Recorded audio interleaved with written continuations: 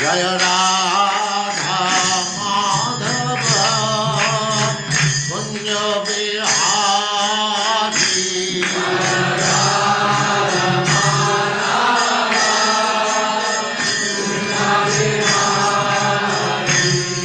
जय राधा माधव कुंज बिहारी।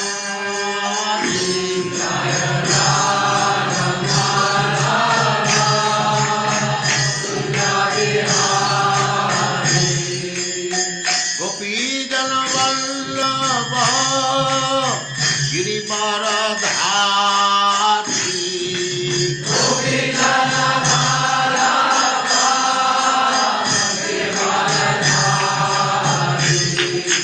गोपीजन वल्लभ गिरिवरधारी।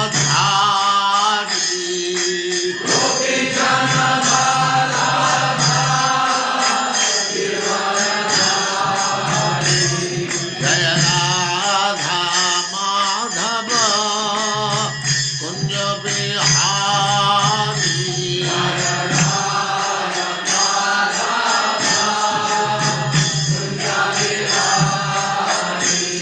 जय राधा माधव कुंज बिहारी।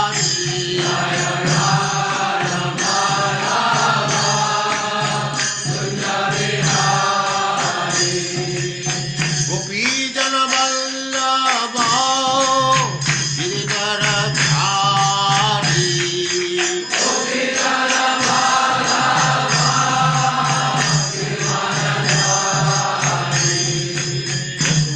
यशोदानंदन व्रज जनरंजन।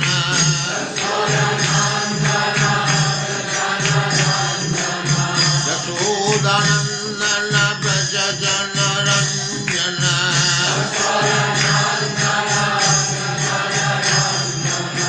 जमुना तीर वनचारी।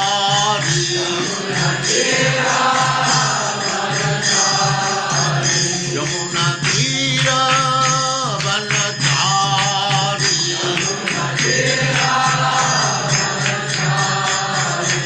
जय राधा माधव कुंज बिहारी।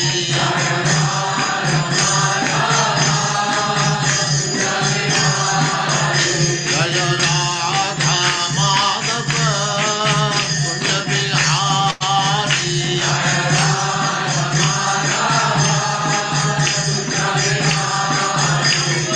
गोपीजन वल्लभ गिरिवरधारी।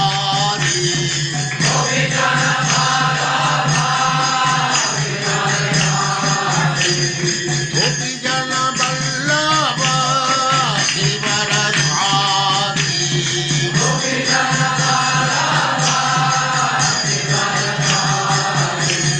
यशोदानंदन व्रज जनरंजन।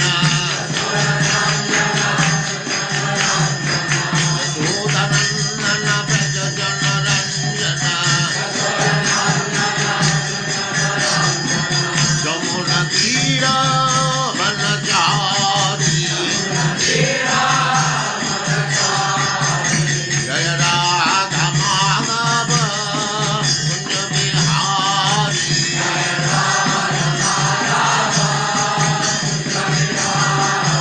जय राधा माधव कुंज बिहारी।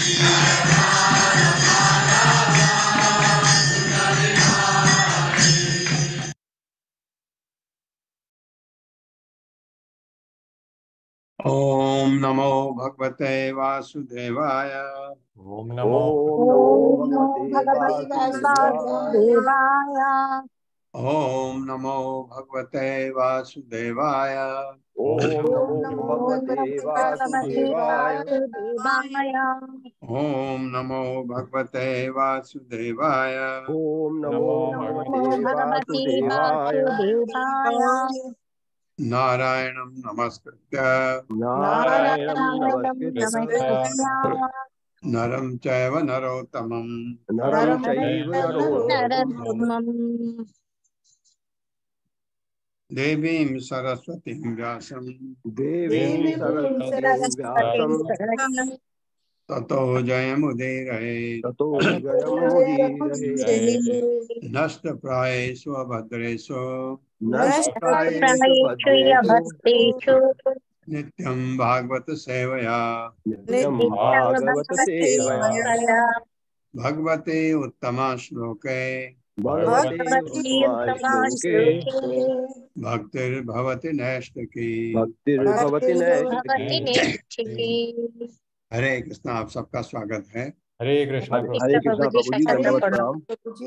तो महाराज अपना शरीर त्यागने जा रहे हैं, उसी का वर्णन चल रहा है।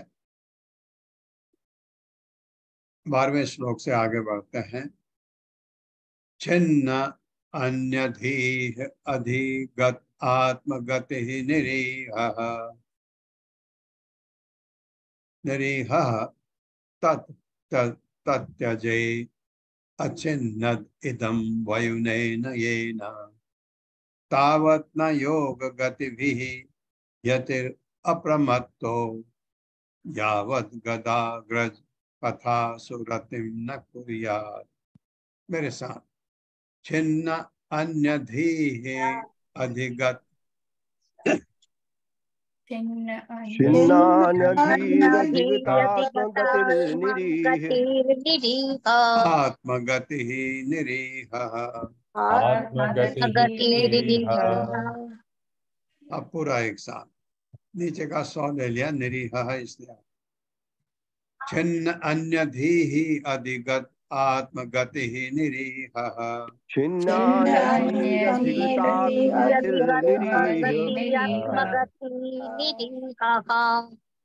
तत्यजे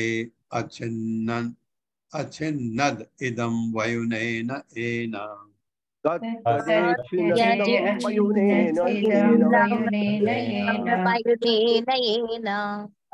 तावत् न योग गतिभिः यतिर अप्रमत्तो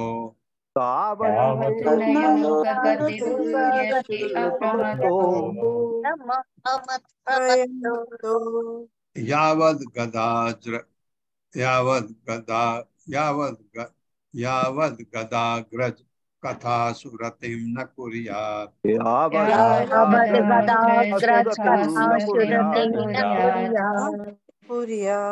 शब्दार्थ है छिन्न पृथक होकर, अन्यधि जीवन के अन्य बोध देहात्म बुद्धि से पृथक होकर, अधिगत पूर्ण आश्वस्त होकर, आत्मगति ही आध्यात्मिक जीवन का चरम लक्ष्य, निरीह इच्छा रहित, तत् उसे तत्यजय त्याग दिया, अच्छिन्नत काट दिया था, इदम यह वयुनेन ज्ञान से, येन जिससे, तावत तब तक न योग पद्धति का अभ्यास यति अभ्यास करने वाला, अप्रमत्तः बिना किसी भ्रम के, यावत जब तक, गदाग्रज कृष्ण का कथा सुख शब्द रतिम आकर्षण न कभी नहीं कुर्यात इसे करो। जब महाराज पृथु देहात्म बुद्धि से पूर्ण रूप से मुक्त हो गए तो उन्होंने भगवान श्री कृष्ण को परमात्मा रूप में प्रत्येक हृदय में स्थित देखा। इस प्रकार उनके सारे आदेश पाने में समर्थ होने पर उन्होंने योग तथा ज्ञान की अन्य सारी विधियां त्याग दी। भगवान को देखा, बस फिर सब कुछ त्याग दिया।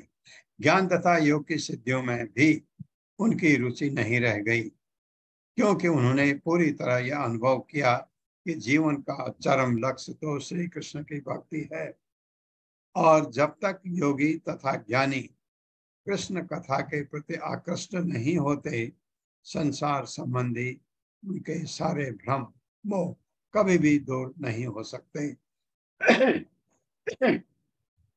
मेरे साथ पढ़िए। सॉरी,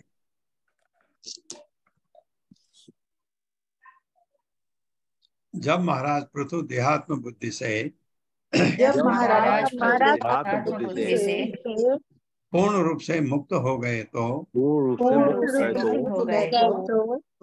उन्होंने भगवान श्री कृष्ण को उन्होंने भगवान श्री कृष्ण को परमात्मा रूप में परमात्मा परमात्मा रूप रूप में प्रत्येक के हृदय में स्थित देखा।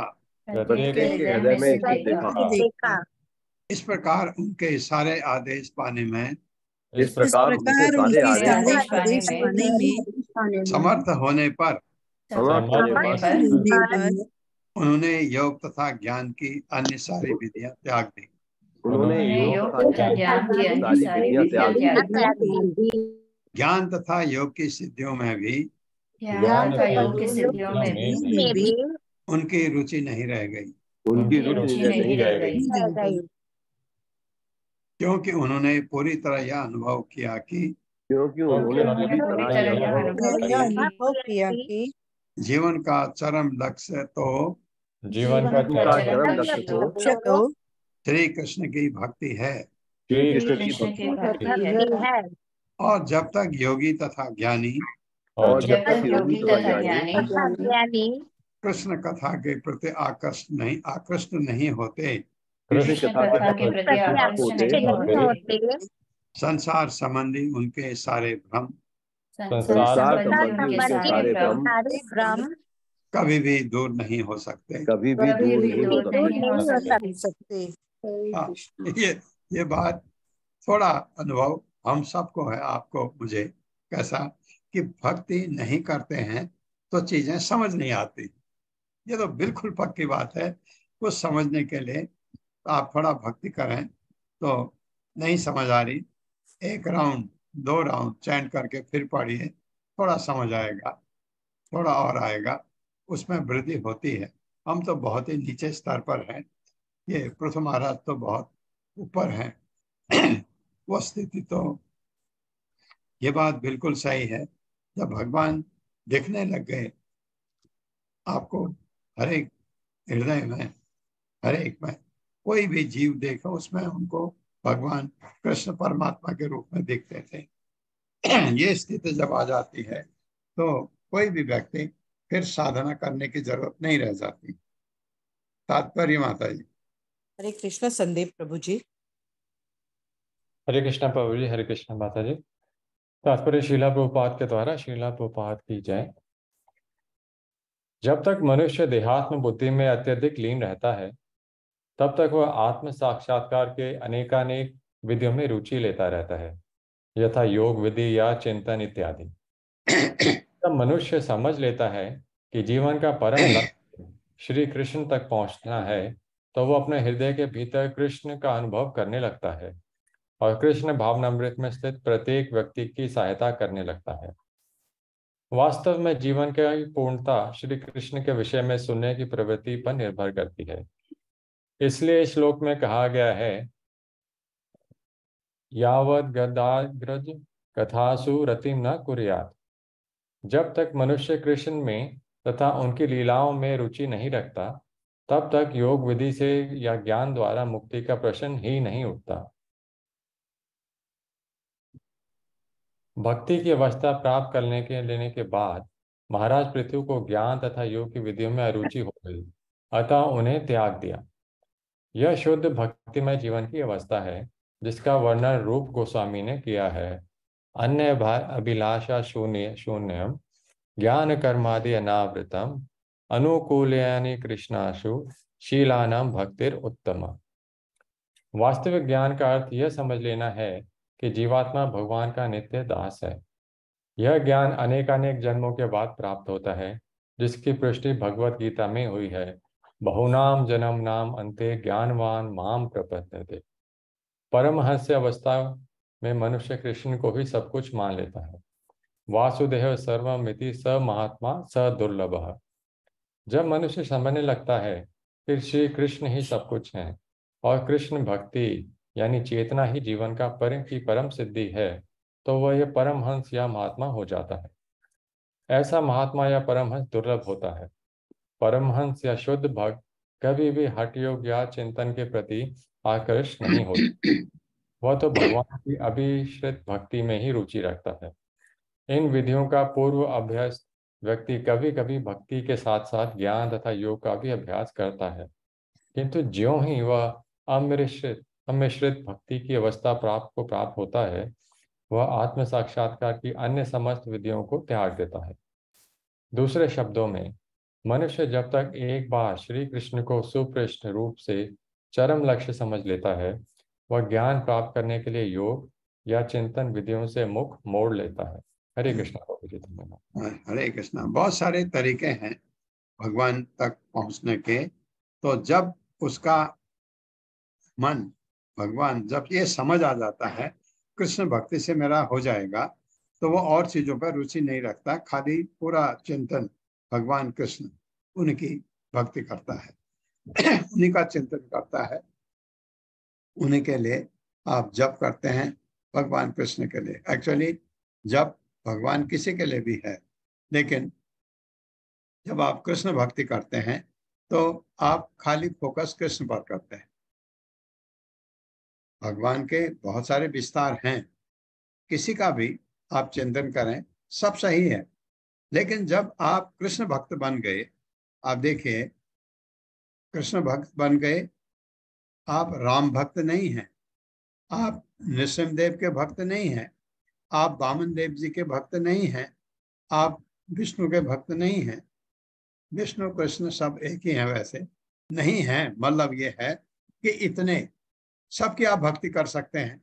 लेकिन जब आपने सोचा नहीं मैं भगवान कृष्ण की भक्ति करता हूं, तो फिर आप एक निष्ठ हो जाते हैं, आपको और की चिंता नहीं है। और जगह जैसे आपके घर में सीताराम की मूर्ति है और लक्ष्मी नारायण की मूर्ति है, राधा कृष्ण की मूर्ति है, और ऐसे लक्ष्मी नरसिंहदेव की मूर्ति है, ये मूर्तियां हैं अगर, और बाद में आपका मन भगवान कृष्ण में रम जाता है, तो आपको औरों को न करने का मतलब अपराध नहीं है, क्योंकि कृष्ण को अगर आप याद करते हैं तो सब याद हो जाते हैं।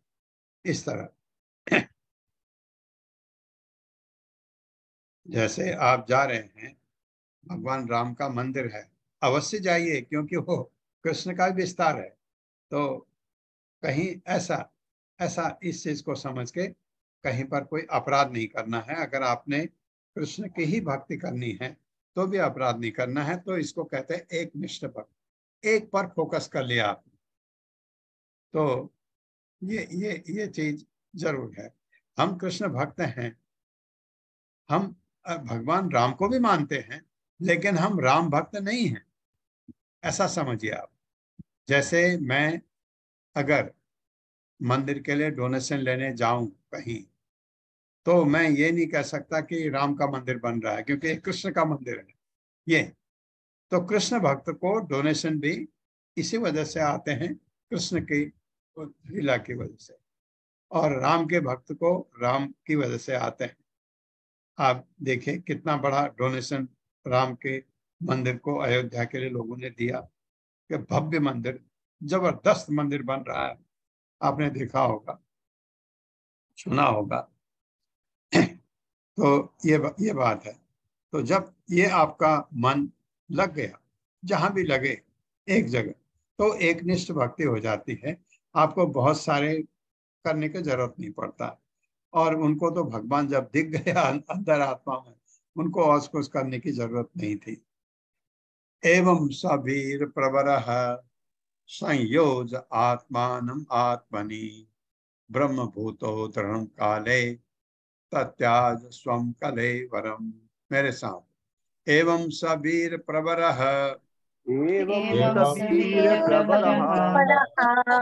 संयोज आत्मानम आत्मनि ब्रह्म भूतो दृढ़ं काले तत्याज स्वम कलेवरम। शब्दार्थ है एवं इस प्रकार सह उसने वीर प्रवरः वीरु में श्रेष्ठ संयोज प्रयुक्त करके आत्मान मन को आत्मनि परमात्मा में ब्रह्म भूत मुक्त होकर दृढ़ दृढ़ता पूर्वक काले समय आने पर तत्याज त्याग दिया स्वम अपना कलेवरम शरीर। समय आने पर जब पृथ्वी महाराज को अपना शरीर त्याग करना था, उन्होंने अपने मन को दृढ़ता पूर्वक कृष्ण के चरण कमल में स्थिर कर लिया। यही करना है हम सब ने। और इस प्रकार से ब्रह्मभूत अवस्था में स्थिर होकर, ब्रह्मभूत अवस्था होती है सब चीज का त्याग। कोई चीज मन में नहीं है, बिल्कुल नहीं, कतई नहीं। उन्होंने भौतिक शरीर त्याग दिया। मेरे साथ पढ़िए। समय आने पर, समय आने आने पर पर जब पृथु महाराज को जब जब पृथु पृथु महाराज महाराज को को अपना शरीर त्याग करना था, अपना शरीर त्याग करना था, उन्होंने अपने मन को दृढ़ता पूर्वक उन्होंने अपने मन को दृढ़तापूर्वक श्री कृष्ण के चरण कमलों में स्थिर कर लिया। श्री कृष्ण के चरण कमल में स्थिर कर लिया। और इस प्रकार से और इस प्रकार से ब्रह्मभूत अवस्था में स्थिर होकर ब्रह्मभूत अवस्था में स्थिर होकर उन्होंने भौतिक शरीर त्याग दिया। उन्होंने भौतिक शरीर त्याग दिया। तात्पर्य माता जी। हरे कृष्णा प्रभु जी। पल्लवी माता जी को कोर्स बना दे। ठीक है माता जी। जी हरे कृष्णा। रश्मि माता जी।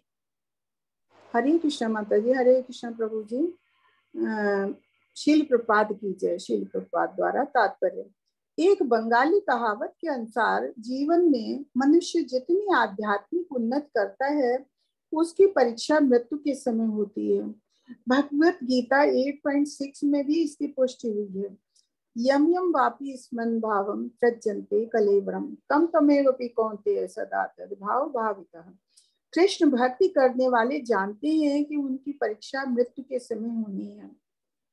यदि मरते समय भी कोई कृष्ण का स्मरण कर सकता है तो उसे गोलोक वृंदावन या कृष्ण लोक मिलता है और इस प्रकार उसका जीवन सफल हो जाता है।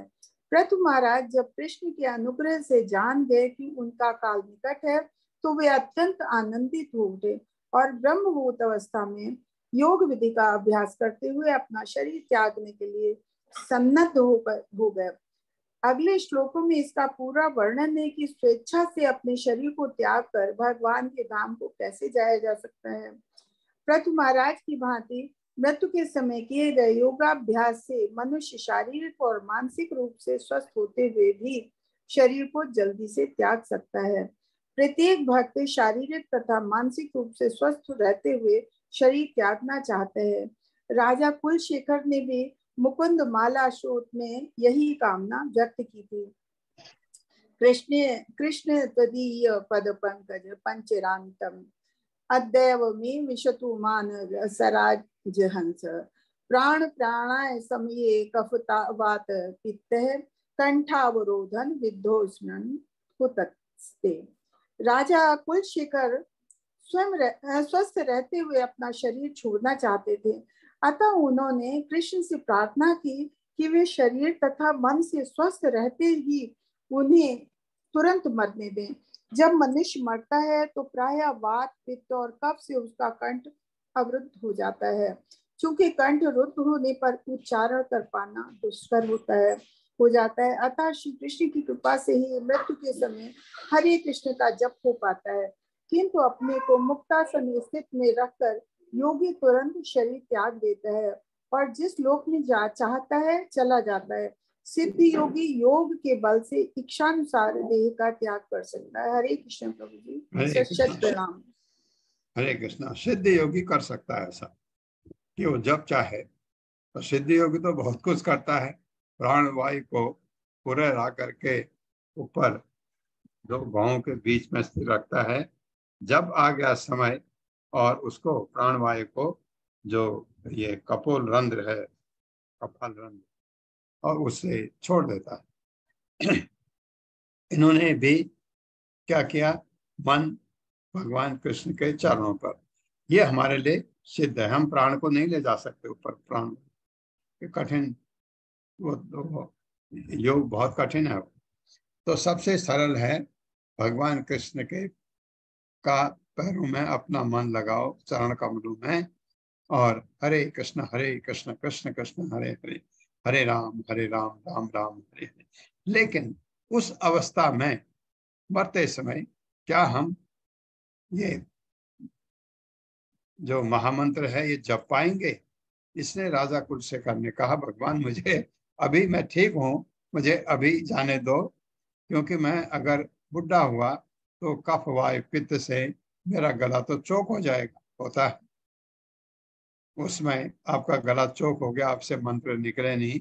ये प्रार्थना कर रहे हैं कि मुझे जब मैं ठीक हालत में हूं तब मुझे जाने दें, ताकि मैं आपका नाम का जप कर सकूं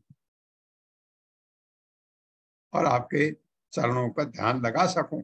उस लायक तो मुझे होना चाहिए ना, ये बात। संपीड्य पायुं पार्ष्णिभ्यां वायुं उत्सारयन् शनैः, ये शनैः को शनैः पढ़ सकते। नाभ्यां पुष्टेषु अवस्थाप्य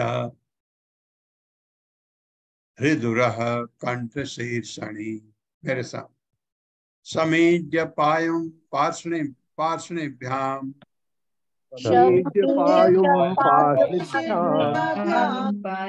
वायुं उत्सारयन् शनैः,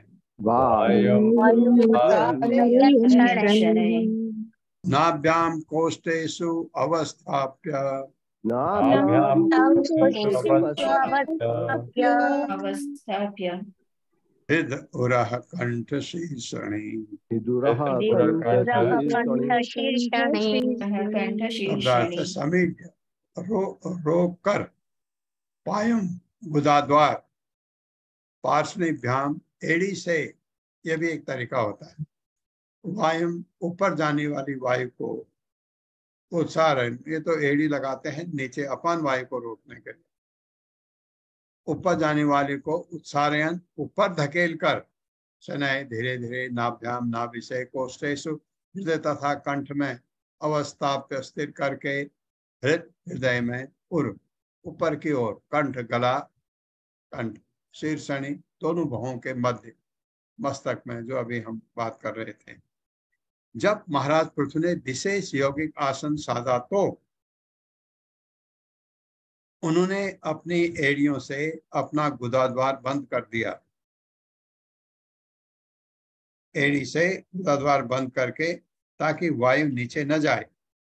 आपकी अपान वायु जाती है ना गुदाद्वार से नीचे को, और दोनों एड़ियों को दबाया। फिर धीरे धीरे प्राण वायु को, ये भी करते थे, तो प्राण वायु को नाभि चक्र होते हुए हृदय तथा कंठ के ऊपर ले गए और अंत में उन्हें दोनों भवों के मध्य पहुंचा दिया। मेरे साथ पढ़िए। जब महाराज पृथु ने विशेष यौगिक आसन साधा तो उन्होंने अपनी एड़ियों से अपना गुदाद्वार बंद कर दिया, द्वार बंद कर दिया और दोनों एड़ियों को दबाया, और दोनों एड़ियों को दबाया। धीरे धीरे प्राण वायु को नाभि चक्र से होते हुए हृदय तथा कंठ तक ऊपर की ओर ले गए,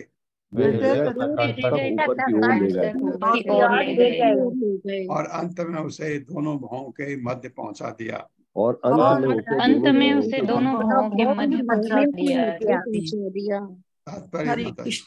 हरे कृष्ण। अत्रि माता जी। हरे कृष्ण। तात्पर्य शील प्रभुपाद के जय। शील प्रभुपाद के द्वारा यहाँ पर जिस आसन का वर्णन है वो मुक्तासन है। योग विधि में निद्रा, भोजन तथा मैथुन को बस में करने वाला कठोर विधि विधानों का पालन करने के बाद विभिन्न आसनों की अनुमति दी जाती है। योगी का चरम लक्ष्य इच्छानुसार अपने शरीर का त्याग करने में समर्थ होना है। जिस योगी ने योगाभ्यास में सर्वोच्च सिद्धि प्राप्त कर ली है वो जब तक चाहता है शरीर में रह सकता है, या जब तक वो पूर्णता प्राप्त नहीं कर लेता तब तक रह सकता है, और फिर इस ब्रह्मांड के भीतर या बाहर कहीं भी जाने हेतु शरीर को छोड़ सकता है। कुछ योगी उच्चतर लोकों में जाकर वहाँ की भौतिक सुविधाओं का भोग करने हेतु अपना शरीर छोड़ते हैं, किंतु बुद्धिमान योगी इस भौतिक जगत में अपना थोड़ा भी समय व्यर्थ नहीं कमाना नहीं चाहते। वे उच्चतर लोगों की भौतिक सुविधाओं को भी परवाह नहीं करते। वे तो दिव्यकाश में सीधा श्री भगवान के धाम पहुंचने में रुचि रखते हैं। इस श्लोक के वर्णन से पता लगता है कि महाराज पृथु उच्चतर लोकों में जाने के तनिक भी इच्छुक न थे। वे तुरंत श्री भगवान के धाम लौटना चाह रहे थे। यद्यपि महाराज पृथु ने कृष्ण भक्ति की प्राप्ति के पश्चात समस्त योगाभ्यास बंद कर दिया था, फिर भी उन्होंने अपने पूर्व अभ्यास का लाभ उठाते हुए श्री भगवान के धाम जल्दी लौट जाने हेतु अपने आप को ब्रह्मभूत पद पर स्थापित कर लिया।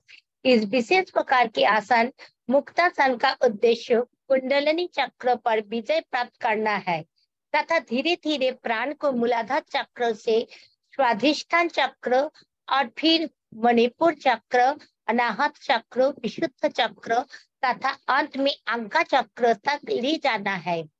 जब योगी दोनों भुवों के मध्य आज्ञा चक्र में पहुंच जाता है तो वो ब्रह्मरंध्र अर्थात खोपड़ी के ऊपर के छिद्रों में प्रवेश करने में सक्षम होता है और वो किसी भी लोक को वैकुंठ लोक या कृष्ण लोक तक भी जा सकता है।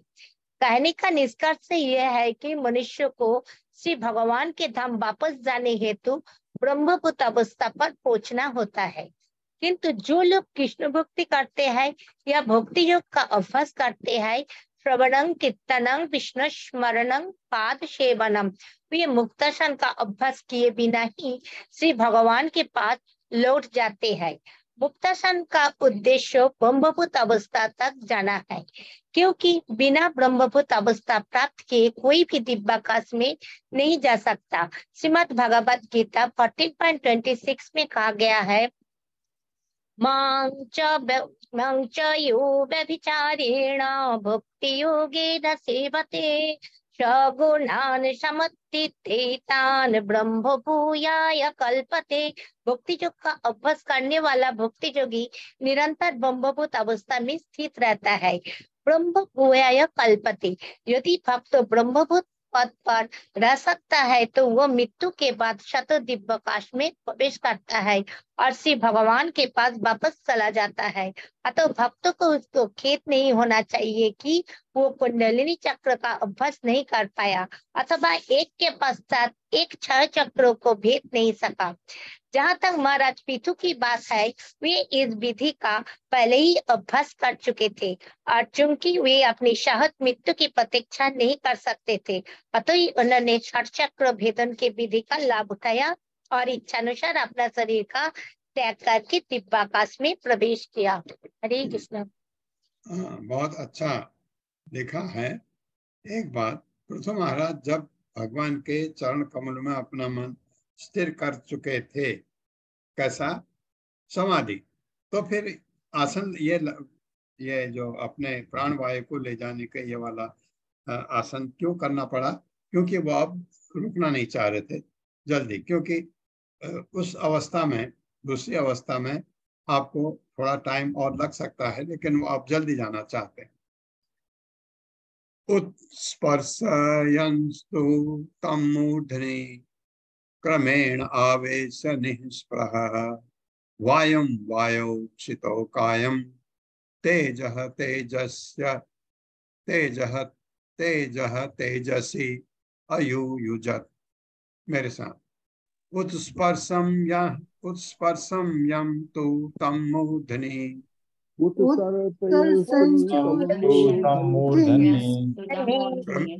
क्रमेण आवेश निःस्पृहः वायं वायौ क्षितो कायं तेजः तेजसी अयुयुजत्। शब्दार्थ है उत्सर्यपन, उत्सर्पयन।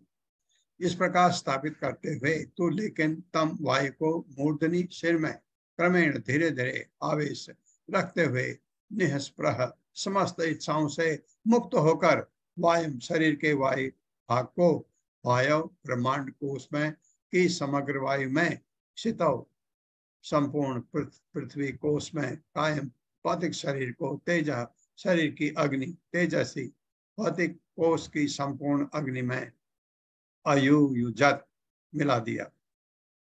इस प्रकार पृथु महाराज ने अपने प्राणवायु को धीरे धीरे ब्रह्म रंध्र कहते हैं कपोल रंध्र ऊपर तक ऊपर ले गए, जिससे उनकी समस्त सांसारिक आकांक्षाएं समाप्त हो गई। उन्होंने धीरे धीरे अपने प्राणवायु को समष्टि वायु में, समष्टि सारी वायु, अपने शरीर को समष्टि पृथ्वी में और अपने शरीर की अग्नि तेज को समष्टि अग्नि में लीन कर दिया। बहुत ही अच्छा लिखा है, बहुत ही सुंदर। मेरे साथ पढ़िए। इस प्रकार पृथु महाराज ने अपने प्राण वायु को धीरे धीरे अपने प्राण वायु को धीरे धीरे ब्रह्म रंध्र तक ऊपर ले गए, जिससे उनकी समस्त सांसारिक आकांक्षाएं समाप्त हो गई। ये चीज का ध्यान रखिए। मरते समय आपको मैं मरने के लिए नहीं कह रहा हूँ, कभी नहीं कहूंगा ऐसा, लेकिन हमने एक दिन जाना है। जाते समय हमने कभी भी संसार को नहीं सोचना है।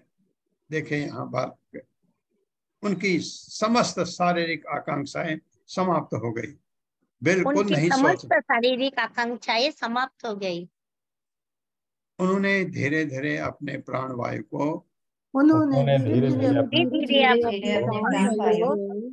समष्टि वायु में, अपने शरीर को समष्टि पृथ्वी में और अपने शरीर की अग्नि को समष्टि अग्नि में लीन कर दिया। तात्पर्य माता जी। हरे कृष्ण। सुशील प्रभु जी।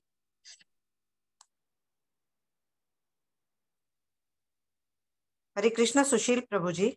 हरे कृष्णा माता जी, दंडोत प्रणाम। अनम्यूट नहीं हो रहा था माता जी। हरे कृष्णा प्रभु जी, दंडोत प्रणाम। तात्पर्य श्रील प्रभुपाद द्वारा। श्रील प्रभुपाद की जय। आध्यात्मिक चिंगारी अर्थात ब्रह्म ज्योति जो बाल की नोक के 10,000वें भाग के बराबर बताई जाती है, जब इस भौतिक अस्तित्व में बलपूर्वक भेजी जाती है, तब यह चिंगारी स्थूल तथा सूक्ष्म भौतिक तत्वों से ढक जाती है।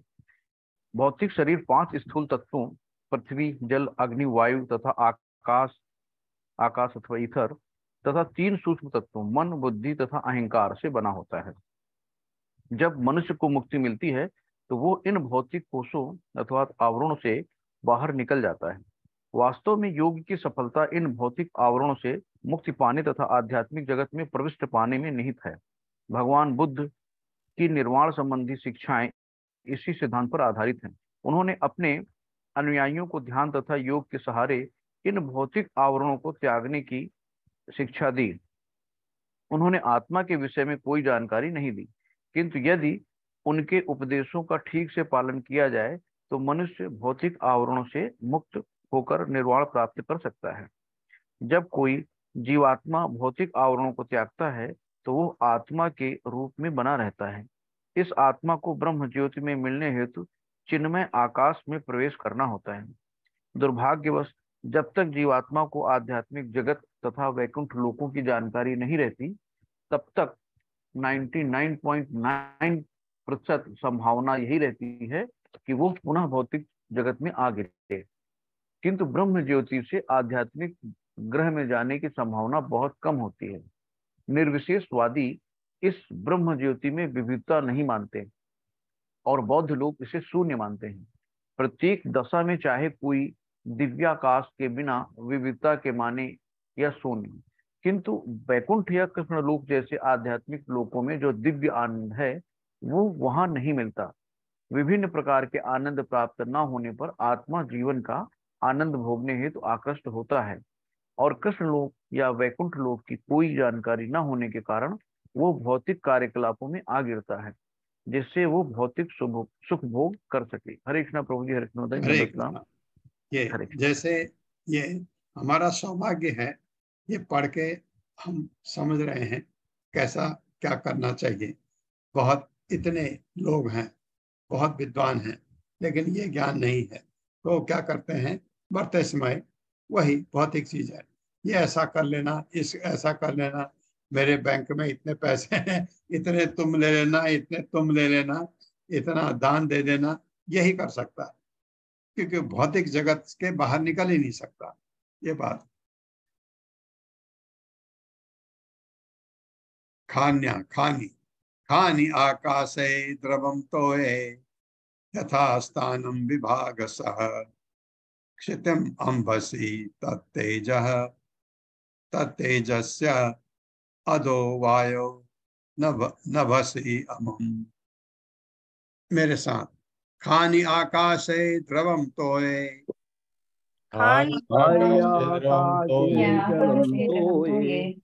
यथा स्थानम विभागसः क्षितम अंबसी तत्तेज तेजस्य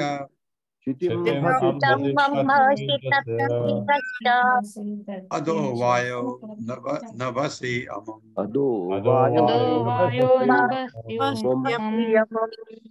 शब्दार्थ है, खानी शरीर में विभिन्न इंद्रियों के द्वार छिद्र, आकाशे आकाश में, द्रवम तरल पदार्थ, तोय जल में, तत् यथा स्थानम उपयुक्त स्थान पर, विभाग सह जिस प्रकार वे विभाजित हैं, क्षितम पृथ्वी, अंबसी जल में, तत्व तेजसी अग्नि में, अधः अग्नि वायु वायु में, नभसी आकाश में, अमुम उस।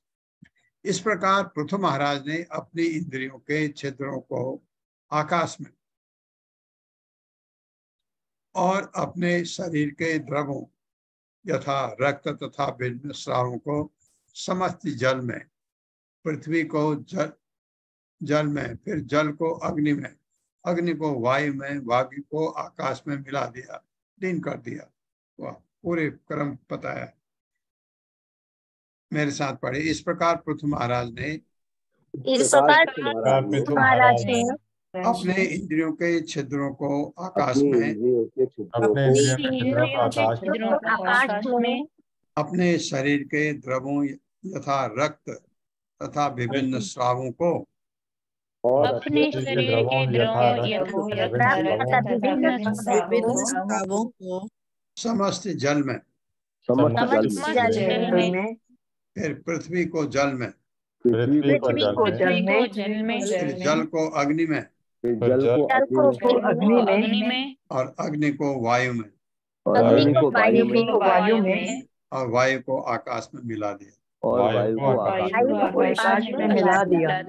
हाँ, ये अपने शरीर से है। हाँ, आप ये मत सोचे पृथ्वी का मतलब पृथ्वी नहीं है, पृथ्वी का मतलब पंचभूत, हमारे शरीर, ये इसको तात्पर्य। माता जी हरे कृष्णा। सुषमा बत्रा माता जी। हरे कृष्ण माता जी। प्रभु जी हरे कृष्णा, दंडवत प्रणाम। श्री प्रभुपाद जी की जय। प्रभुपाद जी के द्वारा तात्पर्य।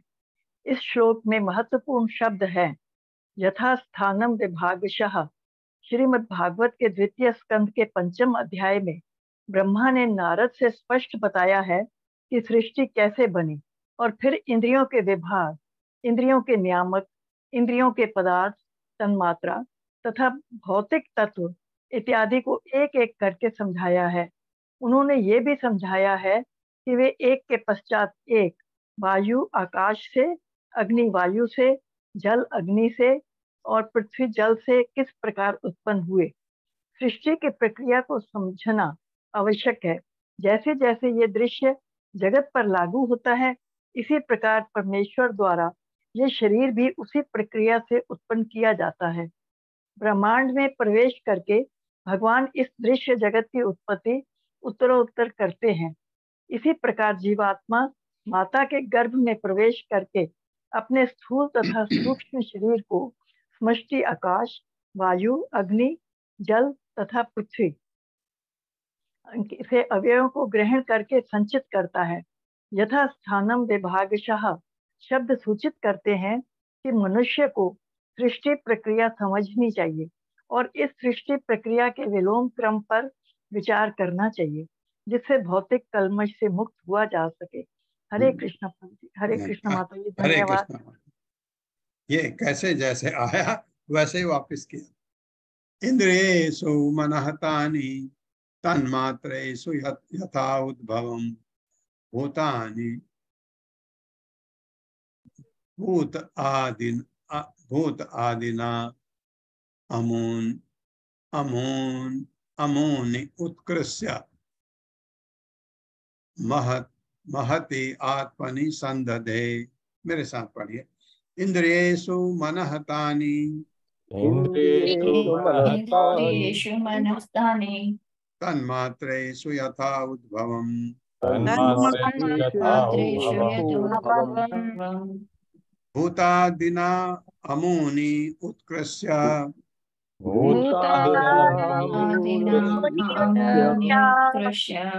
महति आत्मनि संदधे।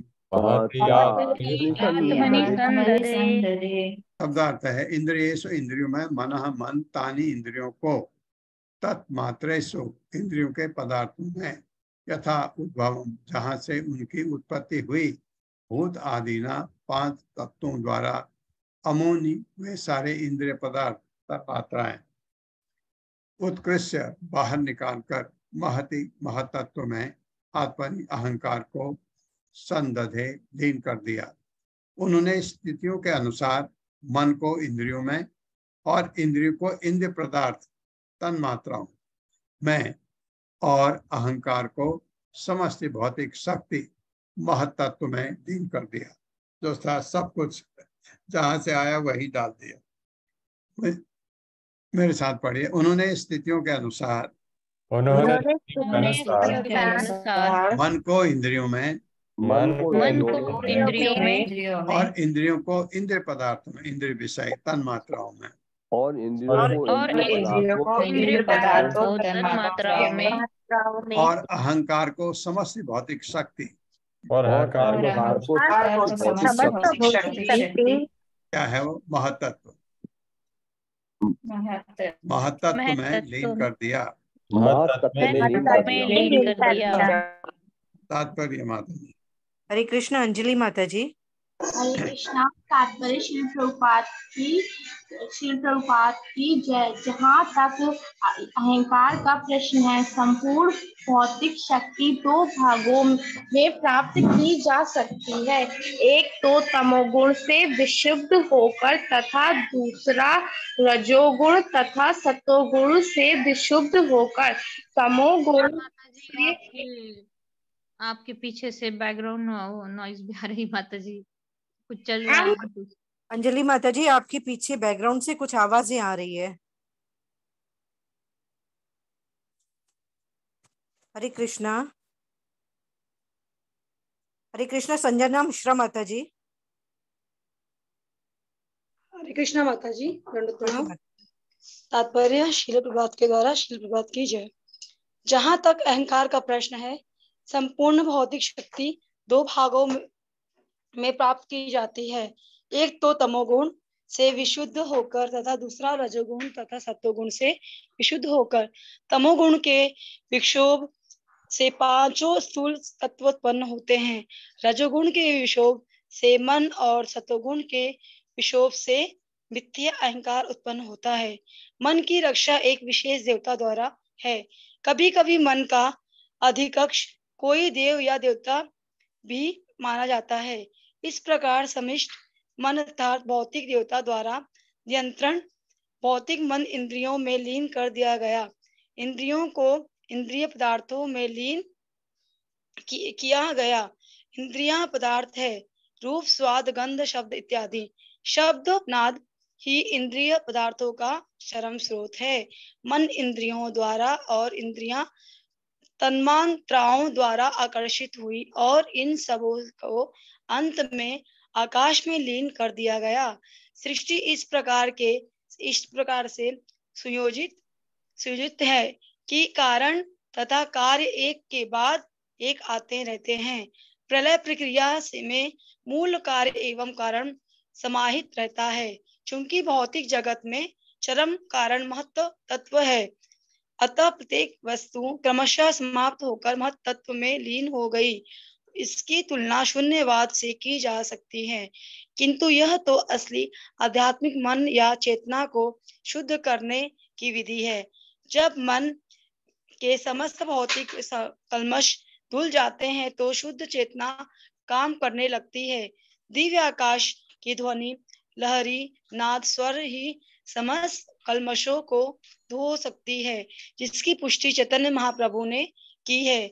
चेतो दर्पण मार्जनम, समस्त भौतिक कल्मशों को मन से धो डालने के लिए हमें चैतन्य महाप्रभु की शिक्षा ग्रहण करनी चाहिए और हरे कृष्ण महामंत्र का जप करना चाहिए। इस कठिन श्लोक का यही सारांश समझना चाहिए। ज्यों ही जबकि इस विधि से सारा भौतिक कल्मश धुल जाता है, त्यों ही सारी इच्छाएं तथा भौतिक कर्मों के फल लुप्त हो जाते हैं और असली शांतिप्रद जीवन प्रारंभ हो जाता है।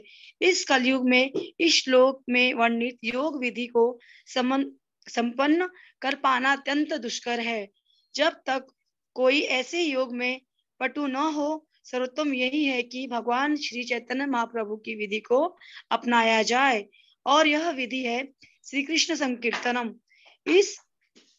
इस प्रकार हरे कृष्ण कृष्ण कृष्ण हरे हरे, हरे राम राम राम हरे हरे मंत्र के जप की सरल विधि से समस्त भौतिक कल्मशों से मुक्त हुआ जा सकता है। जिस तरह इस भौतिक संसार का प्रारंभ भौतिक शब्द नाद से होता है, उसी तरह आध्यात्मिक जीवन का प्रारंभ आध्यात्मिक शब्द नाद से होता है। हरे कृष्णा माता जी, हरे कृष्णा प्रभु जी, दंडवत प्रणाम। हरे कृष्ण। ये सब हमने पढ़ा है पहले, कैसे पहले आकाश हुआ, शब्द आया, हर चीज ऐसे आई, फिर पृथ्वी आया, ये पृथ्वी बनी लास्ट में, मतलब फिर महतत्व आया, जो ये हमने फिर इंद्रियां हुई, इंद्रिय विषय हुए, ये सब पहले पढ़ा है। इतना याद भी नहीं है हमको कि किसके बाद अब फिर सिर खुजलाएंगे अगर कोई हमसे पूछे कि पहले क्या आया फिर उसके बाद क्या हुआ। ये तो सरल है। उसके बाद फिर महतत्व तक जब आते हैं तो प्रभुपाद कह रहे हैं जरूरत नहीं है, क्योंकि हम वो कर ही नहीं सकते। हम अपने को महतत्व में विलीन नहीं कर सकते, हम इस लायक है ही नहीं। तो चैतन्य महाप्रभु ने हमारे लिए कलयुग के लिए बताया है, श्री कृष्ण संकीर्तन करो, बस ये करो, ये मंत्र जपते हुए भौतिक कल्मशों से मुक्त हो जा सकता है, क्योंकि कल्मशों से मुक्त होना बहुत ही जरूरी है। उसके बगैर हम नहीं जा सकते ऊपर। कल्मश से आप मुक्त हैं, और जब शरीर छोड़ते समय भगवान का स्मरण हो जाए, हमारे लिए इतना बहुत है। एक श्लोक और कर लेते हैं।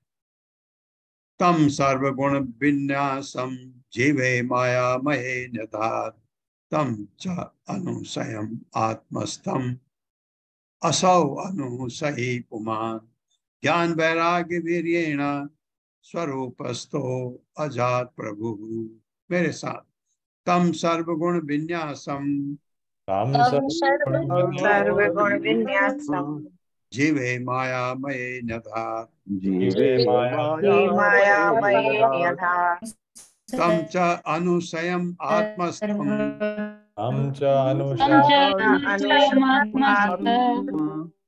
असौ है वो, असौ अनुसही पुमान, ज्ञान वैराग्य वीर्येण स्वरूपस्थो अजात प्रभु। शब्दार्थ है, तम उसको सर्वगुण विन्यासम समस्त गुणों के आगार, जीवे उपाधियों को मायामय समस्त शक्तियों का आगार यथार्थ स्थित किया, तम उस च भी अनुसयन उपाधि आत्मस्तम आत्म साक्षात्कार में स्थित, असौ वह अनुसही जीवात्मा, उमान भोक्ता, ज्ञान ज्ञान वैराग्य विरक्ति वीर्यण वीर से स्वरूपतः अपनी स्वाभाविक स्थिति में स्थित अजहात धाम को वापस गया प्रभु नियंता के। तब पृथु महाराज ने जीवात्मा की संपूर्ण उपाधि माया के परम प्रभु नियंता को सौंप दी। ज्ञान तथा वैराग्य एवं भक्ति की आध्यात्मिक शक्ति के द्वारा वे जीवात्मा की उन उपाधियों से मुक्त हो गए जिनसे वे घिरे थे। इस प्रकार कृष्ण भावनामृत की अपनी मूल स्वाभाविक स्थिति, स्वरूप स्थिति कहते हैं इसमें, मैं रहकर उन्होंने प्रभु इंद्रियों के नियंता के रूप में अपने शरीर को त्याग दिया। मेरे साथ, तब पृथु महाराज ने जीवात्मा की संपूर्ण उपाधि माया के जीवात्मा की संपूर्ण उपाधि माया के परम प्रभु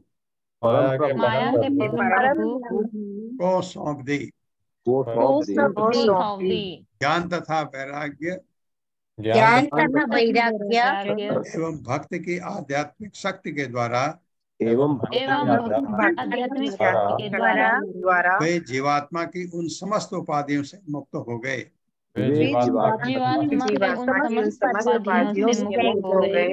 जिनसे वे घिरे थे। इस प्रकार कृष्ण भावना की अपनी मूल स्वाभाविक स्थिति में रहकर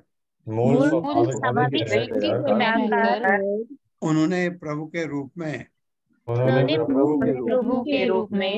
अपने शरीर को त्याग दिया। तात्पर्य माता जी। हरे कृष्ण। सुमन कुल्लर माता जी। हरे कृष्ण। सुमन कुल्लर माता जी, अनम्यूट करें माता जी। हरे कृष्ण प्रभु जी। हरे कृष्ण सभी को। प्रभुपाद जी की जय। प्रभुपाद जी द्वारा जैसा कि वेदों में कहा गया है कि पूर्ण पुरुषोत्तम भगवान ही भौतिक शक्ति के स्तोत्र है, इसलिए उन्होंने कभी कभी मायामय कहा कर जाता है। इसका अर्थ है वे परम पुरुष जो अपने भौतिक शक्तियों से लीलाएं करते हैं। पूर्ण पुरुषोत्तम भगवान की परम इच्छा से जीव भौतिक शक्ति के फंदे में फंस जाता है। श्री भागवतम में पता चलता है कि ईश्वर सर्वभूताना हृदय अर्जुन तिष्ठति परस्य सर्वभूतानि यत्र सुराणि मय माया। ईश्वर समस्त बद्ध जीवों के हृदय में स्थित है और उन्हीं की परम इच्छा से जीवात्मा विभिन्न प्रकार के शरीरों में भौतिक प्रकृति के ऊपर शासन करने की सुविधा प्राप्त करता है। शरीर एक चलायमान यंत्र है जो संपूर्ण भौतिक शक्ति द्वारा प्रदत्त है। यद्यपि व्यक्तिगत जीव तथा श्री भगवान दोनों ही भौतिक शक्ति माया के अंतर्गत स्थित है, किंतु श्री भगवान जीव की को भौतिक शक्ति द्वारा विविध शरीर प्रदान करके उसकी गतिविधियों को निर्देशित करते हैं। इस प्रकार जीव सारे ब्रह्मांडों में विविध शरीर रूपों में भ्रमण करता है। सकाम कर्मों में फलों को भोगते हुए विभिन्न स्थितियों में फंसाता रहता है। जब महाराज पृथु ज्ञान की वृद्धि तथा इच्छाओं से विरक्त के कारण आध्यात्मिक रूप से साक्षात हो गए तो वह प्रभु अर्थात इंद्रियों के स्वामी कभी कभी गोस्वामी या स्वामी कहलाने वाले हो गए। इसका अर्थ ये हुआ कि अब वह भौतिक शक्ति द्वारा निरंतर नहीं हो रहे। जब मनुष्य इतना प्रबल हो जाता है कि माया का प्रभाव त्याग सके तो वह प्रभु कहलाता है। इस श्लोक का स्वरूपस्थ शब्द भी महत्वपूर्ण है। प्रत्येक जीव की वास्तविकता पहचान ये है कि वह ये समझे कि वह श्री कृष्ण का साक्षात दास है। यह पूर्ण रूपाय उपलब्धि कहलाता है। भक्ति करते रहने से भक्त धीरे धीरे पूर्ण पुरुषोत्तम भगवान के साथ अपने संबंध को समझने लगता है। अपनी विशुद्ध आध्यात्मिक स्थिति का यह ज्ञान ही स्वरूपोपलब्धि है और जब कोई इस स्थिति को प्राप्त कर लेता है तो समझ सकता है कि पूर्ण पुरुषोत्तम भगवान के साथ किस रूप में अर्थात दास, मित्र या पति अथवा प्रेमी के रूप में संबंधित है। ये समझ स्वरूपस्थ कहलाती है। महाराज पृथु को इस स्वरूप की अच्छी तरह ज्ञान था और वह अगले श्लोकों से स्पष्ट हो जाएगा कि उन्होंने स्वयं ही इस संसार या शरीर को वैकुंठ में से आए अर्थ पर चढ़कर छोड़ दिया। इस श्लोक में प्रभु शब्द की भी बहुत महत्वपूर्ण है। जैसा कि पहले कहा जा चुका है, जब कोई पूर्ण रूप से स्वरूप प्रसिद्ध हो जाता है और स्थिति के अनुसार कार्य करता है तो वह प्रभु कहलाता है।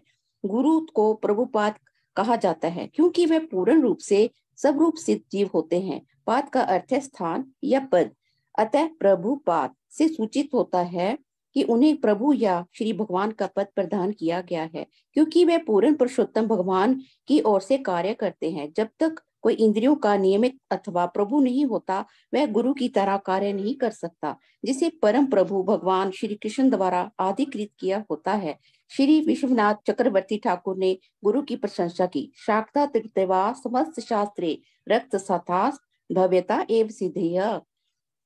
गुरु को परमेश्वर के समान आदर प्राप्त है, क्योंकि वह श्री भगवान के अत्यंत विश्वास पात्र सेवक है। इस प्रकार महाराज पृथु को भी प्रभुपाद या जैसे यहाँ पर कहा गया है प्रभु कहा जा सकता है। इस संबंध में एक अन्य प्रश्न पूछा जा सकता है, क्योंकि महाराज पृथु श्री भगवान के शकल्यवेश अवतार थे, अतः प्रभु बनने हेतु उन्हें विधि विधानों का संपन्न करने की क्या आवश्यकता थी, क्योंकि वह पृथ्वी पर आदर्श राजा के रूप में प्रकट हुए थे, और जो कि राजा का कर्तव्य है कि वह प्रजा को भक्ति का उपदेश दे।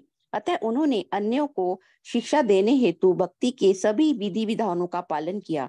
इसी प्रकार यद्यपि श्री चैतन्य महाप्रभु स्वयं श्री कृष्ण थे, किंतु उन्होंने हमें शिक्षा दी कि किस प्रकार भगत के रूप में भगवान श्री कृष्ण तक पहुंचा जाए। कहा गया है कि अपानी आचारी भक्ति शिखानु सवारे।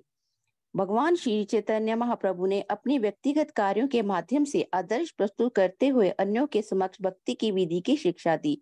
इसी प्रकार वह महाराज पृथु यद्यपि शकस्यवेश अवतार थे, फिर भी प्रभु का पद प्राप्त करने हेतु एक भक्त जैसा आचरण था। यही नहीं, स्वस्थ स्वरूप स्वस्थ का अर्थ है पूर्ण मोक्ष, जैसा कि भागवतम में दूसरे अध्याय स्कंद के 10वें अध्याय के 6 श्लोक में कहा गया है कि हितवास्थ रूपा रूपयन व्यवस्थित है।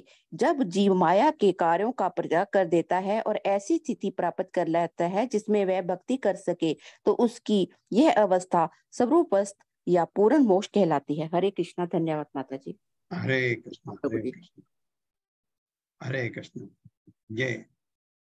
ये हो जाता है तो ये प्रभुपाद ने बहुत समझाया है कि लेकिन ये हमको जो समझना है कि हमारा मन भगवान के चरण कमलों में रहे, कि जब हम इस लोक को छोड़ें उनका नाम स्मरण हो जाए, भगवान का ध्यान रहे मन में।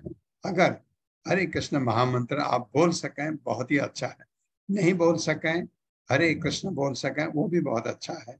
ये और इस संसार से विरक्त, अगर संसार में जरा भी कोई चीज आपको याद आई, क्योंकि यहाँ माया इतनी प्रबल है कि आपको खींचती है, तो उसका ध्यान रखना है हमने। पिछले ओम अज्ञान तिम्रांधस्य ज्ञानांजन शलाकया चक्षुरुन्मिलितं तस्मै श्री गुरुवे नमः। नमो विष्णुपादाय कृष्णपृष्ठाय भूतले श्रीमते भक्तिवेदांत स्वामिनिति नामिने। नमस्ते सारस्वती देवे गौरवाणी प्रचारिणे निर्विशेष शून्यवादी पाश्चात्य देशतारिणे। जय हो श्री कृष्ण चैतन्य प्रभु नित्यानंद श्री अद्वैत गदाधर शिवासादि गौर भक्तवृंद। हरे कृष्णा कृष्ण कृष्ण हरे हरे, हरे राम राम राम हरे हरे। हरे